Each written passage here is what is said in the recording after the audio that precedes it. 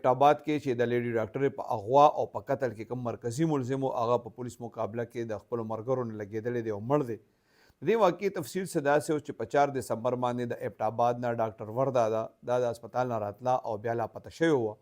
بیا پولیس د دې تلاش شروع کړی په 8 دسمبر باندې مطلب 4 ورځې پس بیا پولیس دې کې د دې ډاکټرې سهیلي وه هغه ونیوه او ورسره 2 ملزمان نور ونیول. نو هغوی په تفتیش کې وې چې را خو دې اغوا کړې وه او بیا مړه کړې ده او هلته یې یو ځای کې ښخه کړې ده. پولیس د دغه ملزمانو په نشاندهۍ باندې بیا د هغې لاس چې کوم دی هغه ریکور کړی دی. وجه پولیس دا یاده کړې وه چې د ډاکټر وردا خپلې یو سهیلی ملګرې سره مطلب د 67 تولې سونه ایښې وه او بیا چې کله واپس وغوښته نو لالچ کې راله د هغې دپاره ده اغوا هم کړه او مړه یې هم کړه.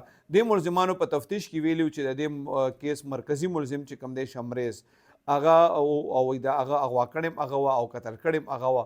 د پولیس وینا دا ده چې نن د ایبټ آباد پولیس میرا رحمت خان کوم ځای کې چې دغه لیډي ډاکټر قتل شوی او د هغې لاش دفن شوی دغه ځای کې پولیس د دې ملزم د ګرفتارۍ دپاره چاپه ووهله. پولیس او د دې ملزم او د ملګرو خپلو کې ډزې وشوې. د پولیس وینا دا ده چې دا شمریز ملزم چې کوم دی مرکزي ملزم چې دی دا د خپلو ملګرو په ډزو ولګېد او مړ شو. وایي د 2 ملګري چې کوم دی هغه تښتېدلي دي. دې حوالې سره ډي پي او ایبټ آباد هارون رشید صاحب چې کوم دی پریس کانفرنس هم کړی دی.